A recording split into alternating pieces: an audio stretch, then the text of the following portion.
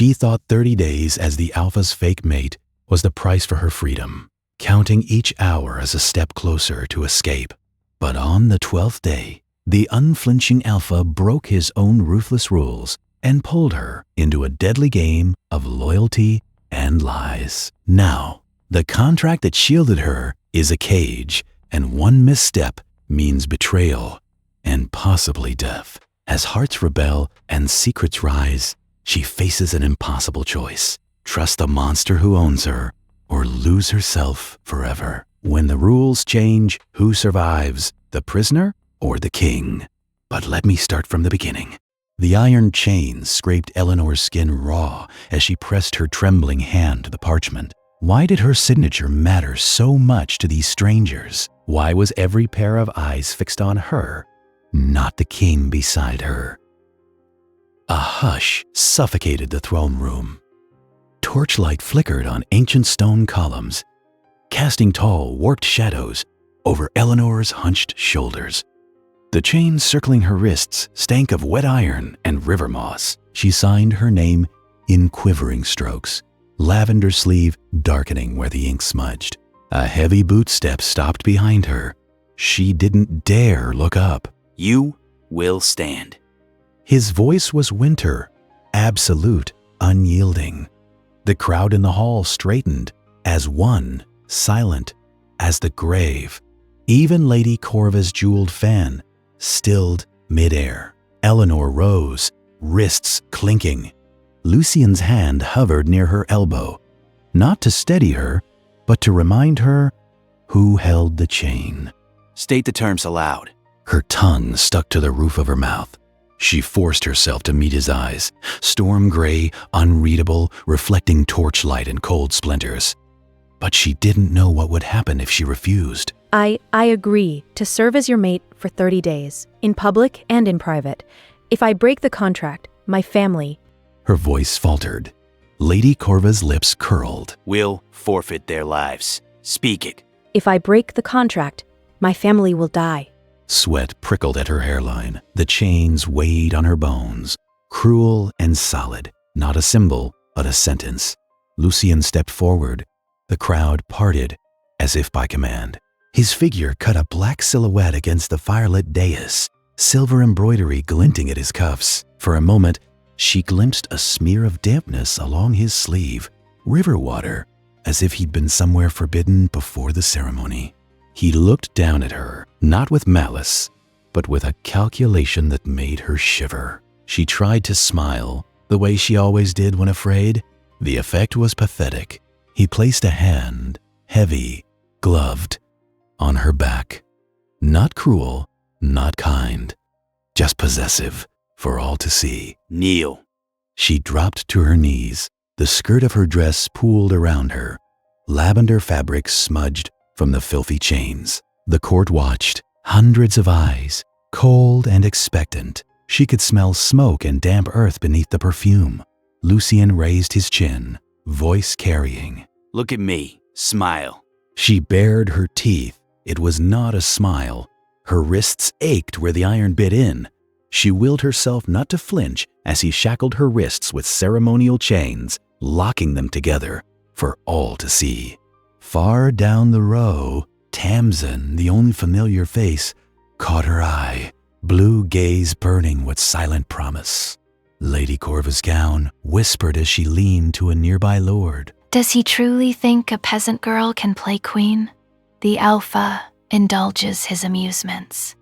Elinor's cheeks burned, but she forced her chin up. The injustice tasted like blood in her mouth. She was here because she had no choice, but she would not cower. Lucian leaned close enough that she could see the fine watermarks on his sleeve and smell faint river moss. His voice was low, only for her. There is a final clause. You are forbidden to read it. Sign, or your family dies tonight. Something in his tone dared her to refuse. She hesitated, then dipped her head. Show it to me. He slid the parchment across the velvet cushion. The last lines were slashed through with black wax, illegible. Her skin crawled. She signed anyway. What else could she do? As the court erupted in forced applause, ceremonial chains clicking, a servant passed behind her, quick, unseen. Fingers brushed her side. She felt a slip of paper pressed into her pocket. The note was wax-sealed, smelling faintly of smoke. She palmed it, heart thumping. Do not trust the Alpha. Day 12. The applause faded. The chains felt heavier than before, biting into flesh beneath the linen. Lucian turned, guiding her down the aisle, and the crowd parted again, hungry for spectacle. She clung to the warning in her pocket. Why had Lucian chosen her? A nobody. What hid behind the redacted clause? And who, in this hall of wolves, wanted her alive past day 12? Behind her, the torchlight caught the river water on Lucian's sleeve. Ahead, the throne waited. Candlelight pooled across the guest chamber's uneven stone floor, the scent of river water and moss drifting through the cracked window. Elinor's hands hovered above the silver-inked contract, its gleam catching on each tremor in her fingers. She still felt the iron of the throne room cuffs ghosting around her wrists. Lucian's boots thudded on the flagstones behind her.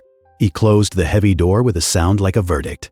He didn't sit. He stood over her, his gaze sharp as a frostbitten morning. There are rules. He set a folded scrap of parchment beside the contract. The candlelight made the silver ink shimmer, blurring the letters at the edges. You do not ask questions. You don't leave your quarters after dusk. And you do not touch me, unless I allow it.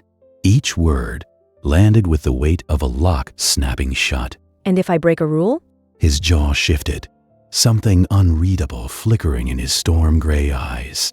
He didn't answer. You have 30 days. Obey, and you walk free.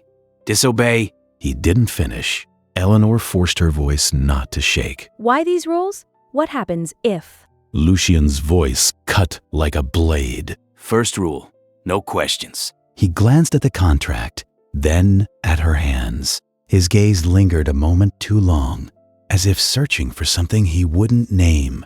A knock rattled the door.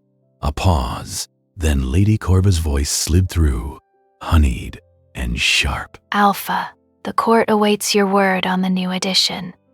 Surely, she'll dazzle us with her wit. Lucian opened the door. A half-circle of nobles, silk and silver, clustered around Corva, watching Elinor as if she were a curiosity in a cage.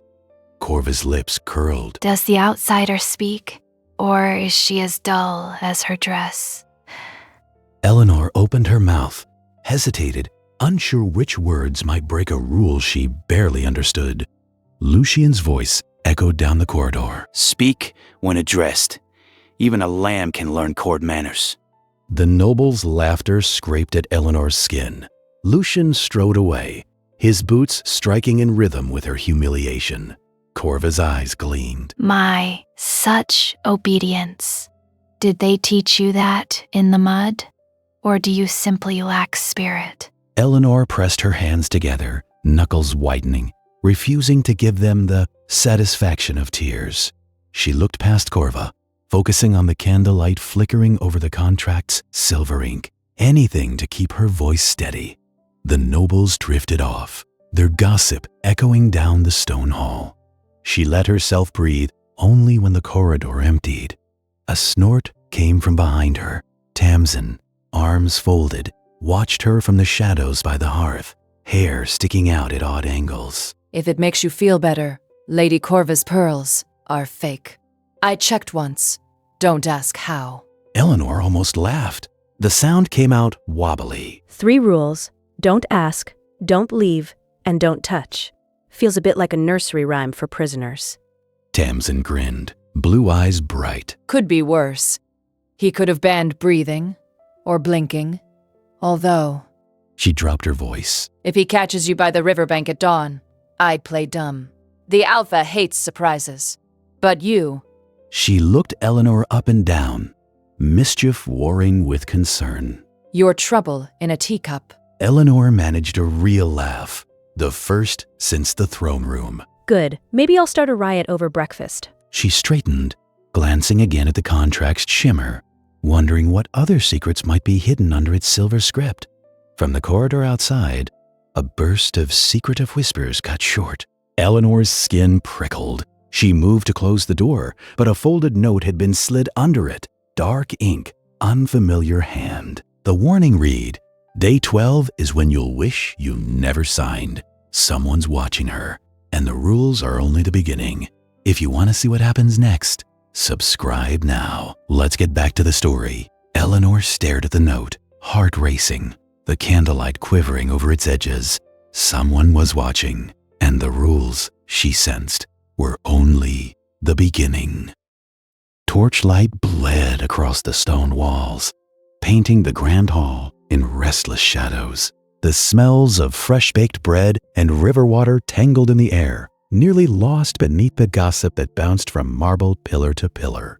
Elinor's lavender dress, a threadbare thing, barely even court-appropriate, scratched against her skin as she took her seat beside Lucian, every movement reminding her she didn't belong. She straightened her frayed sash and tried not to shrink beneath 100 hungry eyes. Nobles whispered.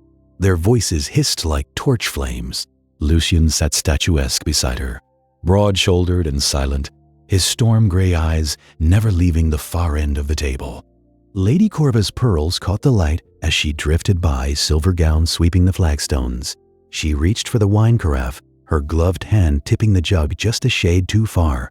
Sticky red wine poured over Elinor's lap, seeping into the linen with a sudden cold shock. Laughter rippled down the table. Elinor's cheeks burned.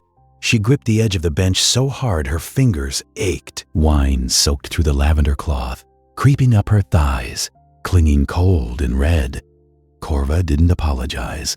Instead, she leaned in, voice syrupy sweet. I'm dreadfully clumsy, my dear, but I suppose stains simply add character. Elinor forced a laugh. It sounded thin, brittle, wrong. It's just a dress. I have others. A lie? And everyone knew it. Her gaze flicked to Lucian. He said nothing. His jaw clenched, but he looked away, swirling his goblet as if the wine was more interesting than her humiliation. But the moment stretched. A lord made a joke about river maidens and muddy hems. More laughter, each snicker a fresh sting. Then Lucian's voice cut through. If you're so fascinated by river water, perhaps you'd prefer to be doused yourself, Lord Everett. A hush. Chairs scraped. Lucian's hand whitened around his goblet, knuckles straining. The mention of the river sent a ripple through him. Subtle, but Elinor saw it. He didn't look at her, but his words pressed a shield between her and the court's mockery. Corva arched a brow. The Alpha hates surprises, but you're full of them, Elinor. More eyes on her. Elinor's insides twisted, but she straightened her spine. Someone has to keep things interesting. A bead of wine slid from her sleeve, warm and sticky, tracing her wrist. Lucian shifted, barely perceptible. His hand moved, just a fraction, then brushed her own beneath the table. An accident, she thought, until the brief jolt scored up her arm like a live wire. They both pulled back at once. A beat. His voice, low and controlled. Smile for the court. Elinor's lips obeyed before her heart could catch up. Across the hall, Tamsin caught her eye and winked, mouthing something about bloody nobles. Relief loosened Elinor's shoulders. For a breath, the warmth from Lucian's accidental touch lingered, warring with the cold wine soaking her skirt. Someone at the table mentioned the river again. Lucian's goblet trembled. The court didn't notice, but Elinor did. Questions thrummed beneath the clatter of silver and laughter. Why did Lucian defend her? What did the river mean to him? And why, for the first time, did the taste of humiliation not drown everything else? The sharp tang of wine clung to her skin. The next toast had just begun. Torchlight flickered over battered stone as Elinor crept barefoot across the corridor, lavender dress hiked above her ankles. The castle was quieter than she'd ever heard it, Only a distant clatter from the kitchens broke the hush, paired with a smell so sharp it almost stung. Freshly baked bread, underscored by sweat. Not her own. She pressed herself flat against the cold wall, breath shallow. The contract's iron links dragged heavy around her wrist, but she refused to let them rattle. She didn't know what awaited her, only that escape felt impossible. One door was ajar, firelight and noise spilling out. Elinor took a gamble and slipped inside. Kitchens at midnight felt like another world. Rough wooden tables stacked with floury bowls, pies cooling on racks, and Tamsin, elbow-deep in dough, tossing pastry from hand to hand. Her patched blue dress was dusted white. She didn't startle when Elinor emerged, just grinned, blue eyes flashing beneath her hair. Took you long enough. I was about to eat your share. Elinor darted a look to the door. You left the note. Why? A pie slipped, and Tamsin juggled frantically, catching it with a yelp. The scent of hot bread shot through the air, chased by a whiff of nerves. Because you're not as useless as the court thinks, and I like living. Elinor edged closer, voice low. You said, the chains aren't just for show. What are you afraid of? Tamsin hesitated, eyes darting to the blackened hearth. Word gets out, I'm dead. But there's still those who remember the old Alpha Queen. Not everyone kneels for Lucian. The rebel whisper made Elinor's skin prickle. Tamsin fished something from her apron. A locket, silver and shaped like a crescent moon, clasped warm from her palm. If the chains tighten, break this. Only if you have to. Promise? Elinor's fingertips brushed Tamsin's as she took the locket. The tooth inside glinted, wolf white. Their hands lingered a moment too long before both dropped away. What does it do? Tamsin's mouth twisted into a half smile. Let's just say, not all magic is loyal to the court. You'll know if you need it. The kitchen's warmth wrapped around Elinor, laced with the bread's aroma and something sharper.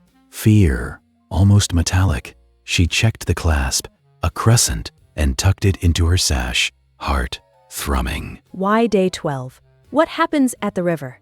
Tamsin's bravado slipped.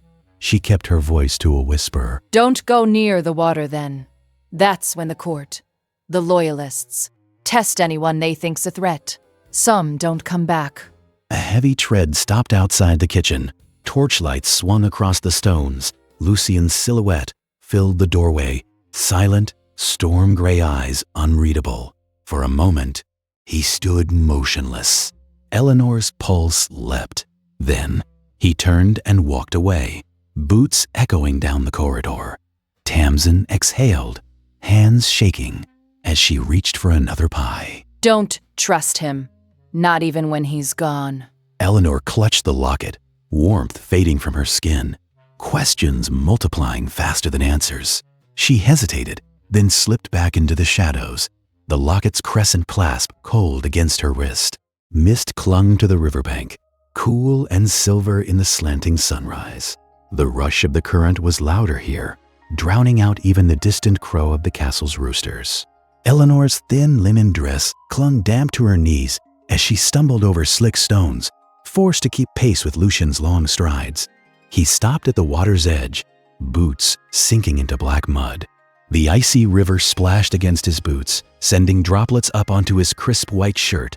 Sunlight caught in his raven hair, making him look almost untouchable.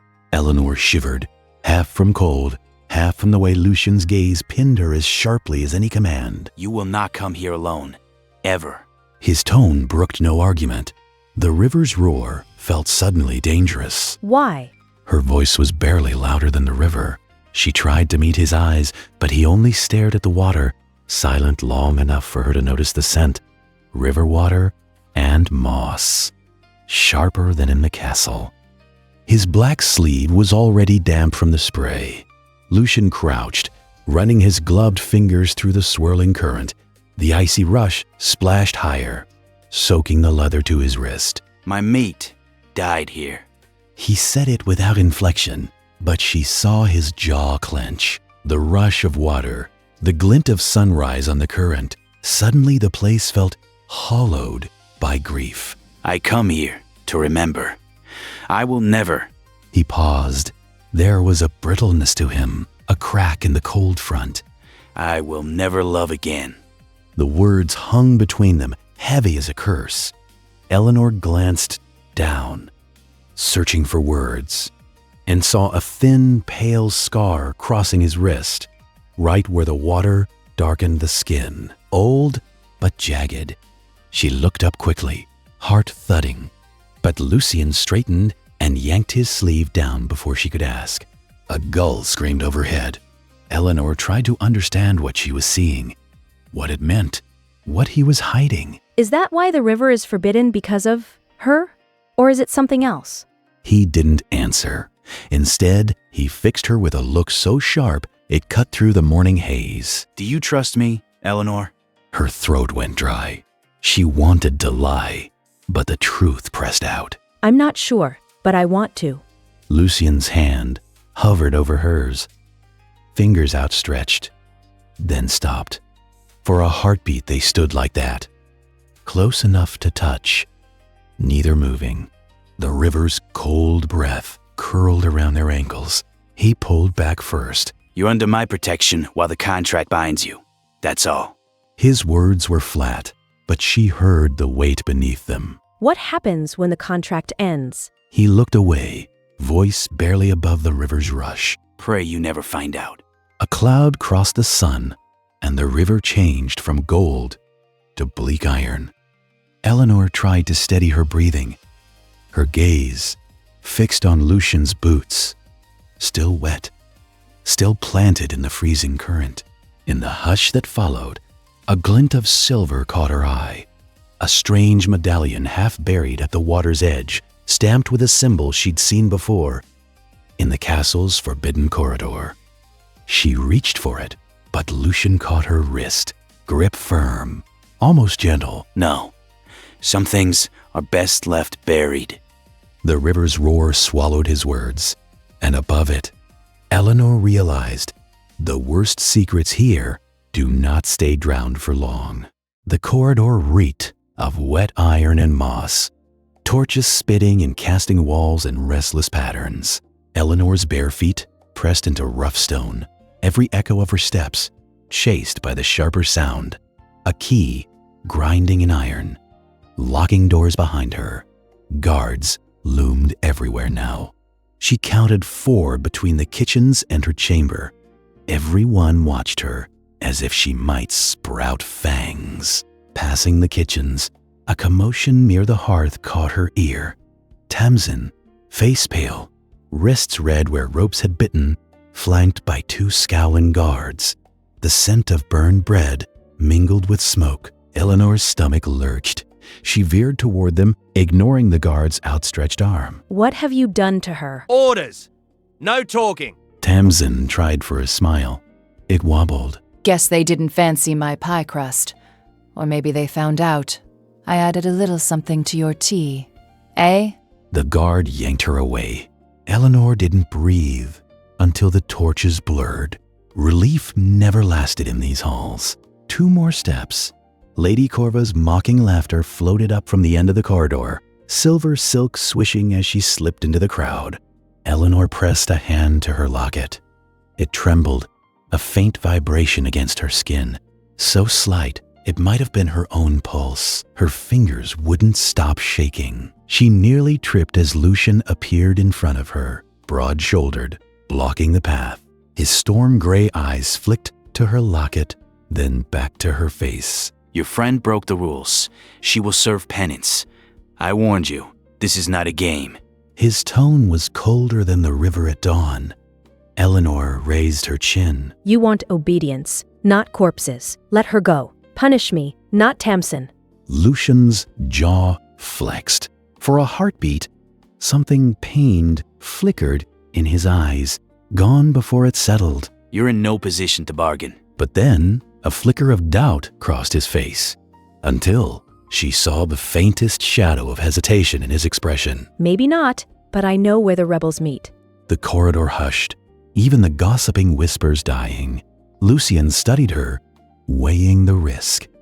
The torchlight caught a silver thread on his sleeve. You'll give me the location for her safety? Her hands shook harder. She forced them behind her back. I want your word. No harm comes to Tamsin. She's out of this. Then I tell you everything I know. He stepped closer, close enough that the scent of leather and river drifted between them. Elinor met his gaze, refusing to look away. Her skin tingled where his fingers brushed hers, a deliberate touch, warm, steadying, unexpected. You have my word. His voice was low, almost gentle.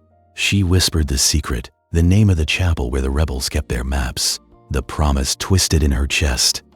For a terrible moment, neither spoke. His thumb lingered against her palm. A beat too long.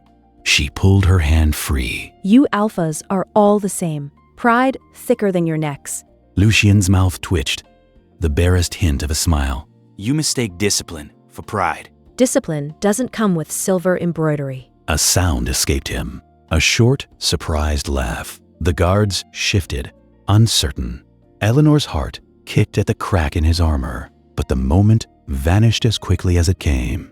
He gestured. The guards closed in.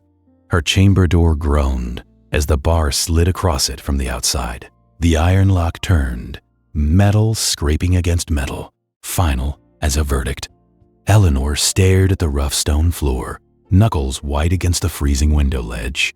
She could still hear Tamsin's voice. She'd protected one friend by betraying many others. The locket's tremble grew, an urgent pulse. Elinor's hands shook so badly she nearly dropped it. She wasn't sure what frightened her more, what Lucien would do with the truth, or what was waiting to awaken inside her the next time the locket moved. Wind clawed through the cracked window, making the candle gutter and spit against the stone wall. Elinor pulled the coarse linen of her dress tighter over her shoulders, but nothing stopped the cold bite of the iron chain pressing into her throat. Each night it grew heavier. Tonight, it gnawed at her skin, a wet iron taste in the air and a pressure that made her dizzy if she swallowed too hard. She tried to sleep, curling on the narrow bed. The contract, its ink glimmered faintly where it perched on the table. Not quite dark, not quite gone. The locket Tamsin had slipped her burned hot against her collarbone, a warning or a promise.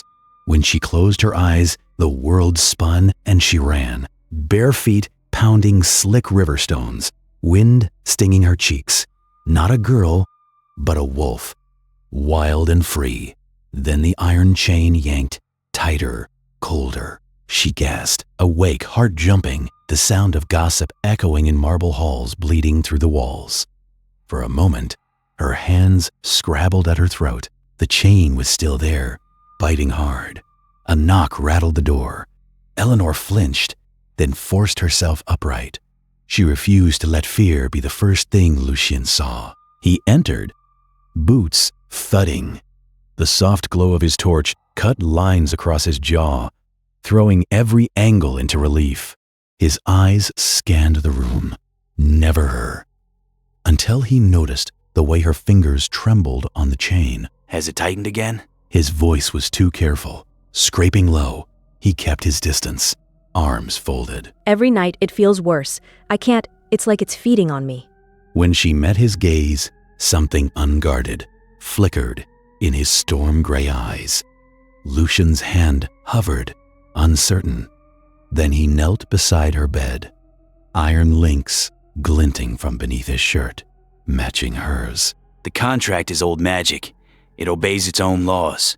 His words were clipped, practiced, but his fingers shook when he reached for her wrist. Instead of examining the chain, he closed his hand over hers. The touch burned hotter than the locket. For a heartbeat, she said nothing, afraid any word would break the spell. Does it hurt you too? He looked away, jaw clenched, but didn't let go. Some curses bind both ways. The candle guttered again.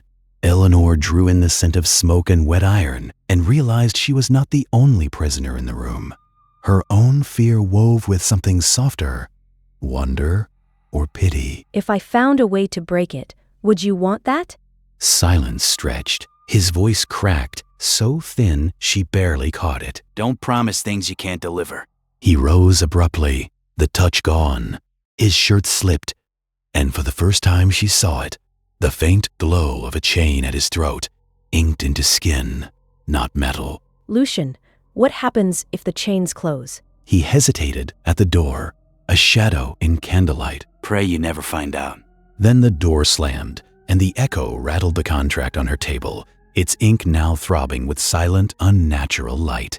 The clouds boiled overhead, thick and low, as the royal hunt pressed deeper into the tangled pines. Stormlight flickered through the branches, painting every noble face in blue and iron. Horses snorted. The scent of damp earth and old blood sharpened underfoot. Elinor gripped the saddle pommel. Her linen dress was already streaked with mud, the frayed sash clinging to her wrist where the contract's chain mark crawled. Darker, rawer than yesterday. 12 days, each heartbeat drove iron pain through her veins. But what if the mark was changing? She didn't know. The hunting horns called the pack to halt. Lucian sat tall and silent beside her, a black mark against the shifting sky. His storm-gray eyes swept the court. She felt their stares burning, some curious, some cruel. Lady Corva's laughter rang out like shattered glass. Careful, my lord. Your little pet looks ill. Sorcery, perhaps. Elinor tried to sit straighter. The pain stabbed deeper. Her vision narrowed, the world pulled away, replaced by the stench of wet iron and moss. A whisper at the edge of hearing, the contract's warning. She wondered, did Lucian hear it too? Or was it only her mind playing tricks? Her body convulsed. She slid from the saddle, knees sinking into slick leaves. The chain scar burned, hot, searing, alive. Nobles gasped. A few laughed. Don't you touch her. Tamsin's voice cut through, desperate and quick. Someone shouted for a guard. Lucian's composure vanished. He vaulted from his horse, hitting the ground with a thud that echoed through the clearing. The next moment, the crack of fabric tearing split the air. The echoing sound of a whip. Lucian had ripped off his own shirt, hands shaking. He dropped to his knees, gathering Elinor against his bare chest, shielding her from the gawking nobles. His skin was chilled and slick with rain, the heat of him seeping through her bones. The court froze. No one spoke. Lucian's back was to them all, his body a barricade. Elinor's breath came in quick bursts. The pain eased, replaced by a strange warmth. Terrible, fragile, and real. She clung to him, trembling. She became aware of the hush. The only sound was her own ragged breathing, and the wind catching on Lucian's torn shirt, still clenched in his fist. The scars on his chest mirrored her own, a twisted chain mark crossing his heart, half hidden, pale against muscle. He held her tighter. Familiar darkness flickered in his eyes, but now it was raw, unguarded. Back, all of you. His voice was a growl, one that made even the eldest lord step back. When Lady Corva moved as if to intervene, Lucian roared, a sound that rattled every bone in the clearing. No one touches her but me. The words shocked the silence. They hung, heavy as thunder. Elinor blinked up at him.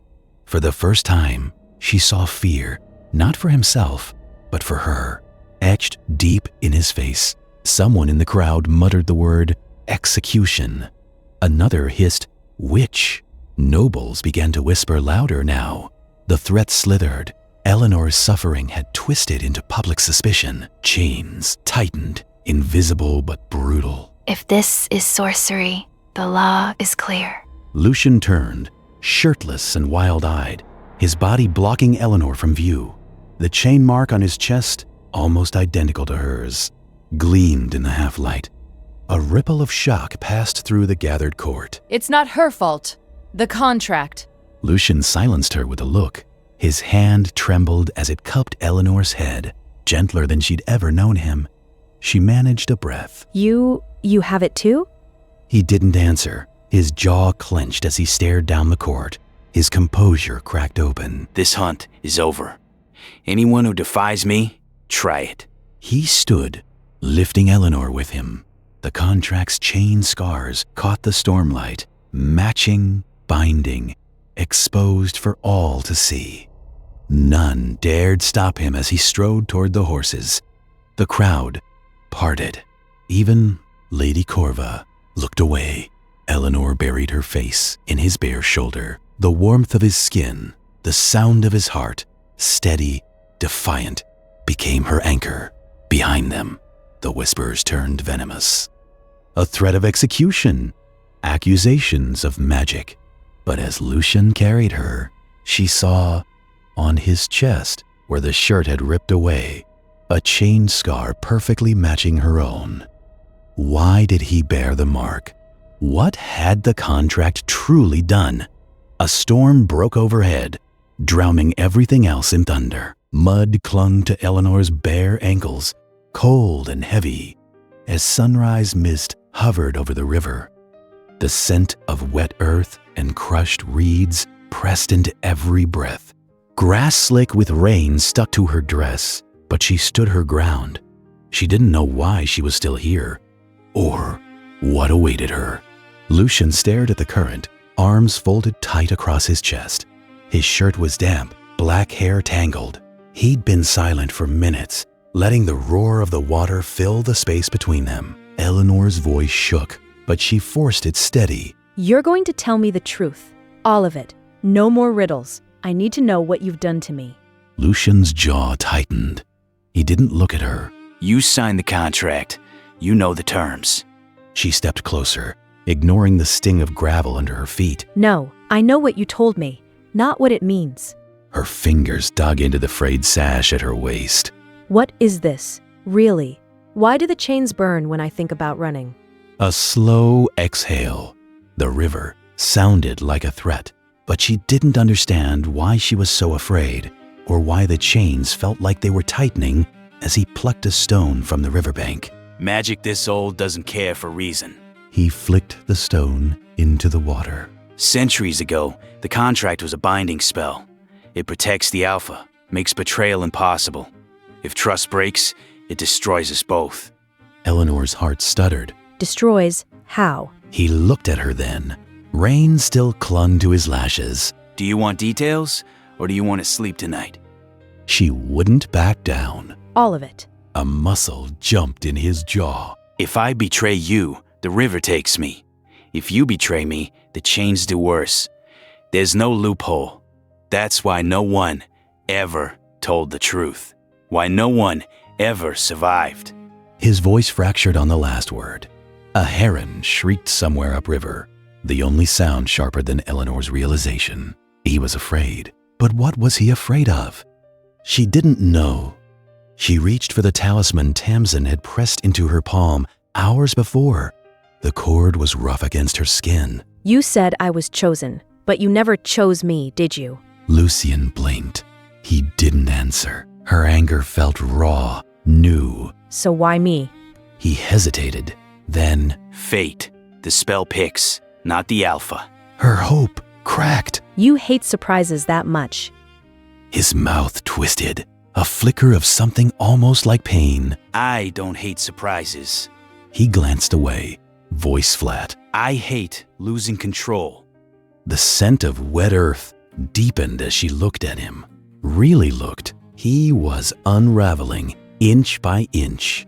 The quiet stretched, broken only by Tamsin bursting from the brush, soaked to the knees, hair plastered to her cheeks.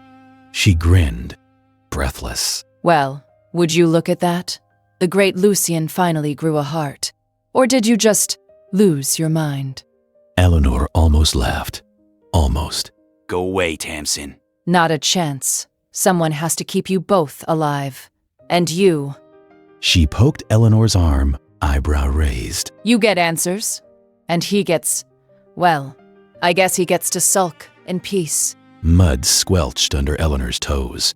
For one wild second, the world felt bearable. But Lucian was watching the river, not her, not Tamsin, as if he expected something to rise from those dark, rushing waters. The moment shattered. Elinor's next question burned on her tongue. If the spell was this old, who had cast it? And if fate brought her to him, could trust alone ever break the curse? The river roared. Lucian flinched as water lapped at the stones, closer than before. The willow branches stroked Elinor's arms as she pushed through, each strand slick and cool against her bare skin. Moonlight filtered through the canopy, catching in her hair and stinging her eyes. River water and moss, sharp, metallic, living, filled her nose. Her foot slipped on a wet stone. She hissed, steadying herself. Lucian stood near the water's edge, motionless. The iron chain between them dragged through the mud, heavy as old regrets. He watched her, not with anger, but with something sharp enough to draw blood. She shivered and clutched at the wolf-tooth locket at her throat. It was small and bright and warm from her skin. Tamsin's laughter echoed in her memory. Alpha pride is just fear in a fancy coat. Tonight, the joke felt like a dare. She met Lucian's gaze. Her voice wobbled. You brought me here. You could have sent guards, but you waited. Why? A willow leaf traced her cheek, cold as river water. She watched Lucian's jaw tense, the scar on his palm catching the moon. He looked away. Because I need something from you. Not obedience, not loyalty. Trust. Elinor's grip tightened on the locket, nails digging into her palm. The contract's weight pressed at her ribs. I want to trust you, but I see secrets in everything you do. Sometimes I think loving you would break me in ways I won't come back from. A silence tangled in the air. Lucian shifted, boots grinding slick stones. The iron chain between them jerked, sending needles of pain up her ankle. But then he spoke again, voice low and urgent. I can't break this without you. The curse. I've tried. Alone, it's nothing but a cage. I need you to want this, Elinor. Not from fear. Her breath caught in her chest. She squeezed the locket so hard, the tooth's edge bit her skin. You say you need me, but you never show me what it costs. He took a half step forward, and suddenly she could see him clearly. The new crescent scar, the cracks in his mask, the tremor in his voice when he said her name. The willow branches brushed her wrist, cold and trembling. She glanced down at the locket, her only shield, the one thing Tamsin had given her, the last scrap of safety from before all this. Her jaw ached. She wanted to fling it away, to keep it close, to never let anyone touch it again. Her hand shook as she unclasped it. The chain broke. She stared at the tiny wolf tooth, light and sharp in her palm, and something inside her twisted. She remembered Tamsin's arms around her that first night, the whispered promise, "This will keep you safe," and the unspoken, "From him, from them all, no more shields." She pressed the locket into Lucian's palm, forcing their hands together until the tooth sliced them both. She gasped at the sudden sting, but her grip only tightened. Elinor, you don't... This is mine to break. I'm not afraid anymore. Lightning lanced through the chain. Iron shrieked and snapped, dropping into the mud. The river thrashed, wind snatching hair and leaves. For a moment, Elinor thought her heart had stopped. A rush of pain, of loss, of something beautiful being carved out with a blade. She stumbled. Lucian reached for her without thinking, arms catching her hard against his chest. The willow's caress lingered on her collarbone, cold and soft as a bruise. They stood there, locked together, their shared blood streaking their palms. The broken locket lay dull in the dirt, the last of her defenses gone. For the briefest heartbeat, Elinor let herself lean against his warmth. Their chains were gone. She breathed shakily and almost managed a laugh. He held her, trembling. His voice was raw. You did it. We're free. Relief hit her in waves, then grief. The safety she'd clung to was gone, and something else had taken its place. Wild, uncertain possibility. She straightened, wiping blood from her hand, a strange smile fighting its way onto her lips. A bell tolled upriver, metallic, urgent. Lucian's body stiffened. Something moved in the water. Not wind, not willow. A dark ripple split the moon's reflection, coming for them silent and sure. Lucian shoved Elinor behind him, blood dripping onto the shattered wolf tooth. The water exploded upward. Something ancient and wrong rose from the river, scales glinting like broken chains. Elinor's pulse kicked. She stared as the thing unfolded, taller than any man, hunger gleaming in its eyes. The willow branches tore at her arms as she scrambled back, skin burning. There would be no hiding now. Sunbeams fractured through the stained glass, splashing gold and blue onto the throne room's stone floor. The scent of iron lingered, a stubborn reminder of old chains. Elinor stood at the room's heart, wrists bare, the sunlight warm on her upturned face. The Alpha Court pressed in, voices hushed and hungry. Lucian stood near, sleeves still marked with a faded water stain. Elinor's thumb traced the broken locket in her palm, the jagged edge grounding her. But what if the court knew something she didn't? Lady Corva's voice cut through the quiet. The contract is ended. Law demands a new answer. Will you stay as the Alpha's true mate, Elinor, or walk away and forfeit both your lives? Every noble's gaze pressed against her. Elinor steadied herself, the roughness of her linen sash reminding her she was not the girl who first knelt here. If I stay, it's not for law. Not anymore. A ripple of whispers. Lucian didn't move, but tension strung his shoulders tight. I choose Lucian. Not because of the contract, because I see the chains he carries, and I know them. His are heavy, but mine were too. I believe we can break them. Together. Corva tilted her head, lips parting to a cold smile. So, hope is your answer. Lucian broke form. He dropped to one knee, hands open, head bowed. The velvet of the throne's cushion creaked beneath him. No more chains, not for either of us. Elinor knelt beside him.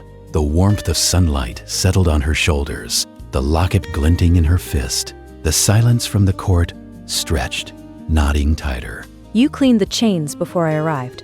The river water on your sleeve, you tried to spare me. Lucian's voice was softer than she'd ever heard. The curse was never meant for you. It was laid for whoever would be the Alpha's true mate. I forged the contract to shield the court, to draw the danger to myself, not for power. Her fingers pressed the locket together, feeling the uneven seam. All this time I thought I was powerless, but I was brought here for a reason, to break what shouldn't have been forged. A current of awe flickered through the nobles. Even Lady Corva looked away, her expression unreadable. Elinor rose, voice steady. I stand with Lucian, by my own will. If anyone comes for us, let them find me unchained. A single noble bowed. Others followed in uncertain, hesitant waves. The court's allegiance shifted. One breath at a time, sunlight now touched Elinor's open hands, warming her skin all the way through. At the edge of the dais, a cloaked figure moved with quiet intent. Their step barely registered on the polished stone. They slipped a blood-red envelope onto the throne before vanishing into the crowd. Its wax seal bore a crown, deep as dried blood. Elinor's name was written across the front. She stepped forward, broken locket cutting into her palm. The envelope was heavy. She broke the seal and unfolded the thick parchment inside. Written in an unfamiliar hand, the message read, "The Queen is not dead." Elinor stared at the jagged script. Light slid over the locket halves in her fist as the last of the sun splintered through the glass. Around her, the court bowed. One future closing, another, one drawn in blood and secrets. She looked down at the red letter, her name glinting against the darkness of the wax.